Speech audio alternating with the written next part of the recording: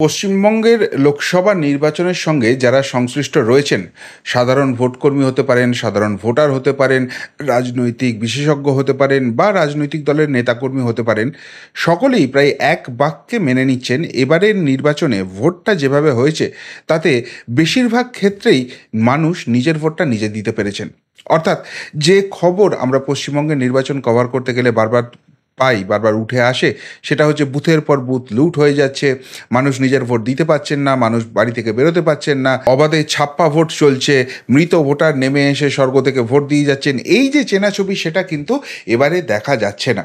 ফলে এটা এটা তো বলা যেতেই পারে যে মানুষ যখন নিজের রায়টা নিজে দিতে পারছেন তখন তার সঠিক প্রতিফলন ভোট বাক্সে হবে, এবং 4 জুন যখন রেজাল্ট বেরোবে তখন যারা দুর্নীতির সঙ্গে যুক্ত, যারা বাংলাটাকে শেষ করে দিচ্ছেন, তাদের হার একদম অবশ্যম্ভাবী।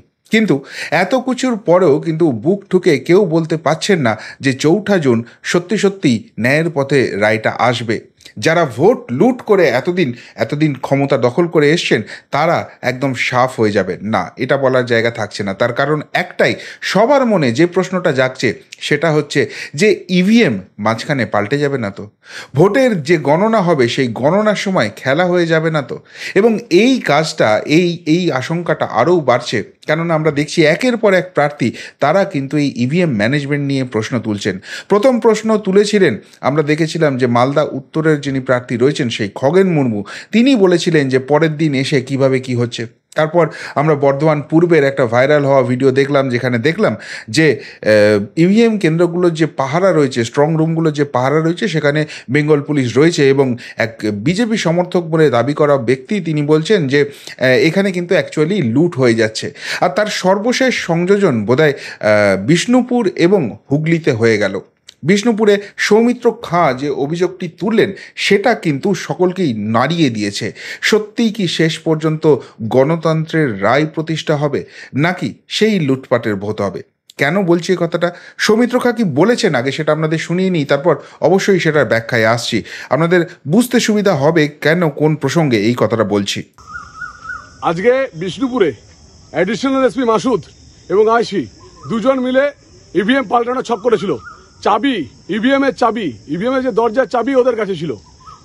মেন গেটে যে দরজার, যেটা পেছন দিকে আসা যায়, সে দরজার চাবি ওদের কাছে ছিল। আজকে আমরা জেনে গেছিলাম, এবং যাদের যাওয়া উচিত না ওখানে তারা কি ছিল। পশ্চিমবাংলার প্রত্যেকটা লোকসভা কেন্দ্রে আমার অনুরোধ, আমার মনে হয় অলরেডি অনেক জায়গায় চুরি করে ফেলেছে, তাই সবাই সাবধান হয়ে যান। এবং যারা কাউন্টিংয়ে থাকবে, আমার মনে হয় স্টেট গভর্নমেন্টের শুধু অফিসার থেকে দিলে হবে না, সেখানে সেন্ট্রাল গভর্নমেন্ট অফিসারদেরও নিযুক্ত করতে হবে। এটা আমার ঋষির কাছে আবেদন থাকলো, এবং পশ্চিমবঙ্গবাসীর সমস্ত রাজনৈতিক নেতাদেরকে আমার সতর্কবার্তা বললাম যে আপনারা সবাই সজাগ থাকুন। পুলিশগুলো ইভিএম চেঞ্জ করার জন্য উঠে পড়ে লেগেছে। আমরা 3 লক্ষ ভোট হারাবো। বুঝলেন যে কথাটা বলছিলাম, যে এখানে পুলিশদের উপর, রাজ্য পুলিশে যারা কাজ করছেন তাদের উপর কিন্তু একটা আঙুল উঠছে। এবার সত্যিই কি ইভিএম এইভাবে বদল হওয়া সম্ভব? এইভাবে কি লুটপাট হওয়া সম্ভব? 2021-এর ফলাফল যেভাবে হয়েছে সেই জায়গা থেকে একবারে সম্ভাবনাটা উড়িয়ে দেওয়া যাচ্ছে না। আর সেই জন্যই কেউ বুক ঠুকে বলতে পারছেন না যে যে ভোট হয়েছে এবং ভোটের ফলে যে হাওয়াটা স্থানীয় স্তর থেকে বোঝা যাচ্ছে, সত্যি সত্যি ইভিএমে সেই রিফ্লেকশনটাই দেখা যাবে। টেনশনের জায়গা রইল। সৌমিত্র খাঁ যেটা বললেন তাতে আশঙ্কা বাড়ল। আর লকেট চ্যাটার্জি বা কী করেছেন আর কেনই বা এইগুলোই বিজেপির এবার থেকে স্ট্র্যাটেজি হওয়া উচিত, তার পুরোটা ব্যাখ্যা করব। শেষ অবধি শুনুন এই প্রতিবেদন। নমস্কার, প্রিয়বন্ধু মিডিয়ায় আপনাদের স্বাগত, এবং আপনারা দেখছেন প্রিয়বন্ধু বাংলা, সত্যের সন্ধানে সর্বদা আমি শুদ্ধশীল। বন্ধুরা, সৌমিত্র খাঁ বিজেপির যিনি প্রার্থী রয়েছেন তিনি তো টেনশন বাড়িয়ে দিলেই, কেননা এখানে যে জনতার রায় সেটা বোধহয় সঠিকভাবে রিফ্লেক্ট হবে না। জনতার রায় বললাম বলেই মনে পড়ছে আমাদের নতুন সেগমেন্ট জনতার রায়, যেখানে লোকসভা ধরে ধরে সেখানকার স্থানীয় স্তরে মানুষ কি ভাবছেন সেটা আপনাদের সামনে তুলে আনছি। আজকে কথা বলবো বারাসত লোকসভাবাসীর সঙ্গে, এবং আপনি যদি বারাসত লোকসভা কেন্দ্রের ভোটার হন তাহলে আপনার নাম, আপনার বিধানসভা কেন্দ্র এবং আপনার মোবাইল নাম্বার দিয়ে আমাদের একটা হোয়াটসঅ্যাপ মেসেজ করে দিন 9686671317 নাম্বারে। আমরা ডেফিনেটলি আপনাদের কাছে পৌঁছানোর চেষ্টা করব। আর এই জনতার রায় কি হবে শেষ পর্যন্ত, সেটাই কিন্তু 4 জুন সকলের চোখ থাকছে। এবং সৌমিত্রবাবু যে কথাটা বললেন সেটাতে কিন্তু আশঙ্কা বাড়ছে, এবং তারপরেও তিনি বললেন কিন্তু 3 লক্ষ ভোটে জিতছি। এবার লকেট চট্টোপাধ্যায় কি করেছেন? লকেট চট্টোপাধ্যায় যেটা করেছেন, যেটা হুগলি লোকসভা কেন্দ্রের স্ট্রংরুম হয়েছে, সেই স্ট্রংরুমে গতকাল রাত্রে প্রায় 200 জন কর্মী সমর্থক নিয়ে সেখানে পৌঁছে যান। কেন? তার অভিযোগ ছিল যে সরকারি ইঞ্জিনিয়ারিং কলেজটিতে এই স্ট্রংরুম করা হয়েছে, তার পাশেই, তার গায়ের লাগোয়ায় কিন্তু একটি বেসরকারি ইঞ্জিনিয়ারিং কলেজ আছে, এবং দুটোর পাঁচিল একই, এবং ওই পাঁচিলটাকে একটা জায়গায় ফাটিয়ে দেওয়া হয়েছে এবং সেখানে বাঁশ দিয়ে গার্ড করার চেষ্টা করা হচ্ছে, যেখান দিয়ে অক্লেশে মানুষ ঢুকে যেতে পারে। তার ছবি টুবি তুলে যেখানে যা পৌঁছানো তিনি পৌঁছে দিয়েছেন, কিন্তু রাত্রের অন্ধকারে সেখানে ওই ঝড় জল, একটা জানেন আপনারা সাইক্লোন চলে গেছে, সেটার এফেক্ট, সেটাকে কাজে লাগিয়ে ইভিএম কি পাল্টে দেওয়া হবে সেটা দেখতে তিনি পৌঁছে যান। যে মুহূর্তে তিনি পৌঁছে গেছেন সেই মুহূর্তে কিন্তু তৃণমূল কর্মী সমর্থকরা তাদেরকে ঘিরে ধরেন, গো ব্যাক স্লোগান দিতে থাকেন, এবং কেন এত লোক নিয়ে এখানে এসেছেন, কেন তিনি নির্বাচন কমিশনে কোনো অভিযোগ থাকলে অভিযোগ করছেন না, এই কথা তারা জানাতে থাকেন। এবার তাদের যদি পাল্টা প্রশ্ন করা হয়, তারা তো প্রার্থীও নন, তাহলে তারা সেখানে গিয়ে কি উৎপাতটা মাচাচ্ছেন, তাহলে কিন্তু তার উত্তর তারা দিতে পারছেন না। এবার প্রশ্নটা এইখানেই জাগছে যে একজন প্রার্থী তিনি সেখানে গেছেন, এবং নির্দিষ্ট নিয়ম মেনে, সেখানে ইলেকশন কমিশনের লোক রয়েছেন, তো সুতরাং নির্দিষ্ট নিয়ম মেনে তিনি যদি ইভিএমের স্ট্রংরুম চেক করতে চান, তার সেই অধিকার রয়েছে। তাহলে তাকে সেইটা দেখতে দিতে এত আপত্তি কোথায়? নাকি কারচুপিটা হচ্ছিল তিনি ধরে ফেলেছেন, আর এইভাবে যে আটকানো যাবে না, এইভাবে যে চুরি করা যাবে না, এটা বুঝতে পেরেই রাগটা লকেট চট্টোপাধ্যায়ের উপর আশ্রয় পড়েছে। সৌমিত্রবাবু যেটা আরও ভয়ঙ্কর অভিযোগ করেছেন সেটা হচ্ছে যে এখানকার যে সিসিটিভি আছে, সেই সিসিটিভিগুলোও নাকি পাল্টে ফেলার চেষ্টা করা হচ্ছে। অর্থাৎ কোথাও গিয়ে একটা আপ্রাণ চেষ্টা চলছে, যেটা বোঝা যাচ্ছে যে ভোটের দিন কেন্দ্রীয় বাহিনী যে কাজটা করছে, সেই কাজটা করার ফলে আলটিমেটলি ওই একটা দুটো এদিক ওদিক ছুটকো ছাটকা হয়তো হয়ে যাচ্ছে, যে জায়গাগুলোতে বিরোধীরা অতখানি স্ট্রং নয়, সেখানে এজেন্ট দিতে পারেননি, হয়তো করে ফেলেছেন, কিন্তু সার্বিকভাবে ওই যেভাবে পঞ্চায়েত স্টাইলে ভোট হয়েছে, যেভাবে পুরসভা স্টাইলে ভোট হয়েছে, সেটা কিন্তু এবার ওয়েস্ট বেঙ্গলে করা যায়নি। এবং এটাও যখন বিভিন্ন দফার পর আমি আমার নিজস্ব প্রেডিকশন আপনাদের সামনে নিয়ে আসছিলাম, এই কথাটাই বারবার বলছিলাম, এবং সেই জায়গা থেকে কি সম্ভাব্য ফলাফল হতে পারে, কারা অ্যাডভান্টেজ থাকতে পারে, সেই কথাটা বলছিলাম। কিন্তু তারপরেও সকলের মন থেকে কিন্তু প্রশ্নটা যাচ্ছে না, তার একটাই কারণ, যে না আঁচালে বিশ্বাস নেই। চোর চিটিংবাজ যেভাবে ছেয়ে গেছে রাজ্যটা, তারা এই ভোট লুট করার শেষ চেষ্টা যে করবেই, এবং সেখানে ফলাফলটা চেঞ্জ করে দেওয়ার চেষ্টা করবে, এটা নিয়ে কোনো আপত্তি নেই। এবং বিভিন্ন রকম তত্ত্ব ভাইরাল মেসেজ হয়ে কিন্তু হোয়াটসঅ্যাপে ঘুরছে। কেউ বলছেন যে এখানে যারা কাউন্টিংয়ের আধিকারিক থাকবেন, তারা আদতে কিন্তু সরকারি কর্মচারী নয়, সেখানে কিন্তু অন্য কোনো সংস্থার লোক ঢুকিয়ে দেওয়া হবে, যারা একটা বিশেষ রাজনৈতিক দলের হয়ে কাজ করবেন, এবং যে এজেন্টরা আছে সেই এজেন্টদের কিন্তু বার করে দেওয়ার চেষ্টা করা হবে, বা তাদেরকে কাউন্টিং টেবিলের ধারে কাছে আসতে দেওয়া হবে না, তাদেরকে গার্ড করে দেওয়া হবে, এবং সেখানে আসল যে ট্যালিটা হবে সেই ম্যানিপুলেট করার একটা চেষ্টা করা হবে। আবারও বলছি, সত্যিই যদি এই ধরনের ঘটনা ঘটে, তাহলে কিন্তু রেজাল্ট উল্টে পাল্টে যেতেই পারে। কিন্তু সেটা যদি না হয়, এবারে কিন্তু পশ্চিমবঙ্গের ফলাফলে অনেক চমক থাকতে পারে। তবে এই যে ইভিএমে গণ্ডগোল, ইভিএম চেঞ্জ করে দেওয়ার চেষ্টা, বা গণনার দিন যে অসুবিধা, সেটা কিন্তু আমার আপনার সাধারণ মানুষের কিছু করার নেই। সেই কাজটা কিন্তু করতে হবে রাজনৈতিক দলের কর্মীদের, এবং বিশেষ করে যারা বিরোধী প্রার্থী রয়েছেন তাদের। তারা যদি সেই কাজটা সঠিকভাবে করতে না পারেন, তাহলে কিন্তু ফলাফল বদলে যেতেই পারে। কিন্তু সত্যিই কি বদলে যাবে? আমার তো মনে হয় না সত্যিই বদলে যাবে। কেননা এর আগে বিভিন্ন অভিযোগ আমরা পেয়েছি যে ইভিএম বদল হয়ে গেছে, ইভিএমে সেখানে খেলা হয়ে গেছে, এবং বিভিন্ন রকমের গণ্ডগোল হয়ে গেছে, কিন্তু সবটাই কিন্তু অভিযোগ স্তরে। এখনও অবধি কোনো কংক্রিট প্রমাণ, কোনো ভিডিও, কোনো এভিডেন্স আমি কিন্তু পাইনি।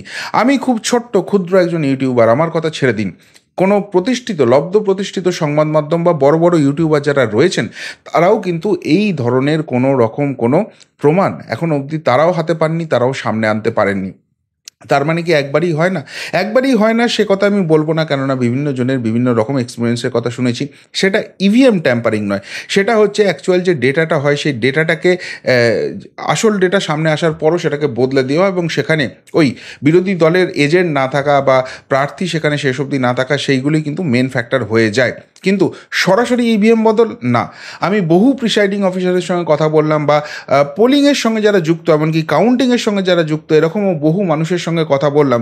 তারা একটা কথা একদম বুক ঠুকে বললেন যে ইভিএমের যা সিস্টেম আছে, একটা ইভিএমকে চেঞ্জ করে সেখানে অন্য একটা ইভিএম ঢুকিয়ে দিলাম, এটা এতটা সহজ একেবারেই নয়। এটা হওয়ার মতো জায়গা একবারেই নেই। হ্যাঁ, একটা জায়গায় হতে পারে, সেটা হচ্ছে ধরুন দুটো প্রার্থী রয়েছে, প্রার্থী এ আর প্রার্থী বি। প্রার্থী এ সে পেয়েছে 500 ভোট, আর প্রার্থী বি সে পেয়েছে 50 ভোট। এবার যদি প্রার্থী এর লোকজন সেখানে না থাকে, তাদের এজেন্ট না থাকে, এবং যে অফিসাররা রয়েছেন সেই অফিসাররা যদি পক্ষপাত দুষ্ট হন, তাহলে প্রার্থী বি এর গায়ে 500 লিখে দেওয়া যায়, আর প্রার্থী এর গায়ের একটা শূন্য কেটে 50 করে দেওয়া যায়।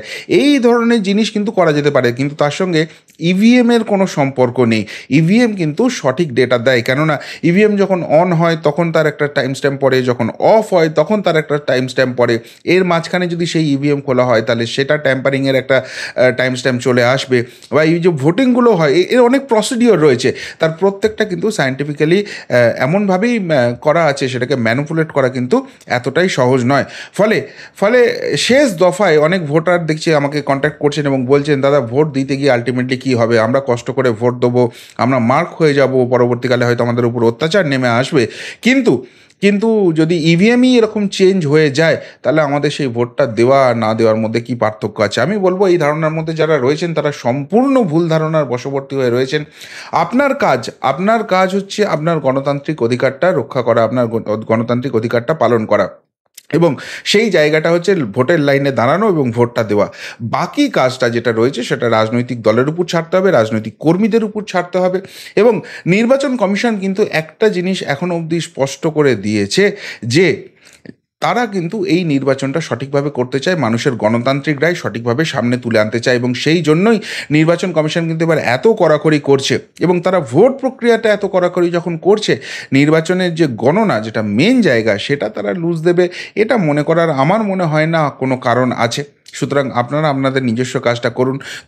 তবে যে কাজটা সৌমিত্র খাঁ বা লকেট চ্যাটার্জি করছেন, আমার মনে হয় বিজেপির সেটাই আলটিমেট স্ট্র্যাটেজি হয়ে যাওয়া উচিত। যতক্ষণ পর্যন্ত না গণনা হচ্ছে, যতক্ষণ পর্যন্ত না জয়ী সার্টিফিকেট কেউ হাতে পাচ্ছেন, কারোর কিন্তু 1 ইঞ্চি মাটিও ছাড়ার কোনো জায়গা নেই।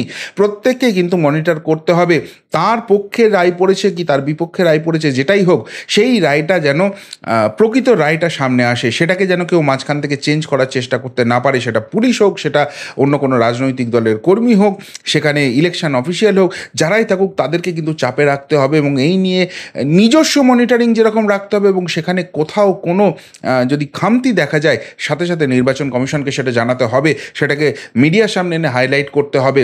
তবেই কিন্তু এই ভোট লুটেরারা চাপে থাকবে, এবং তারাও বুঝতে পারবে যেরকম ভোটের দিন তারা কিছু করতে পারেনি, সেরকম গণনা কেন্দ্রেও তারা কিছু করতে পারবে না। এবং এইভাবে যদি শেষ অবধি মাটি কামড়ে লড়াই এই সৌমিত্র খাঁ, লকেট চ্যাটার্জির মতো বিজেপি প্রার্থীরা দিতে পারেন, বা বিরোধী দলের প্রার্থীরা দিতে পারেন, আমার মনে হয় এবার পশ্চিমবঙ্গ কিন্তু সত্যি সত্যি অনেক চমক দেখতে পাবে, এবং 4 জুনের পর রাজনৈতিক সমীকরণ বদলাতে নিশ্চিতভাবে বাধ্য। আপনাদের কি মনে হয় সত্যিই ইভিএম বদল করা সম্ভব? আপনাদের কি মনে হয় সৌমিত্র খাঁ বা লকেট চট্টোপাধ্যায় যে পদক্ষেপটা নিয়েছেন সেটা একদম সঠিক? বাকি বিরোধী দলের যারা প্রার্থী রয়েছেন তাদেরও একই পদক্ষেপ নেওয়া উচিত? উত্তরটা অবশ্যই কমেন্ট বক্সে কমেন্ট করে জানাবেন। এখনকার মতো এখানেই শেষ করলাম, ফেরত আসছি নতুন প্রতিবেদন নিয়ে খুব তাড়াতাড়ি। ভালো থাকবেন, সাথে থাকবেন, পাশে থাকবেন। নমস্কার।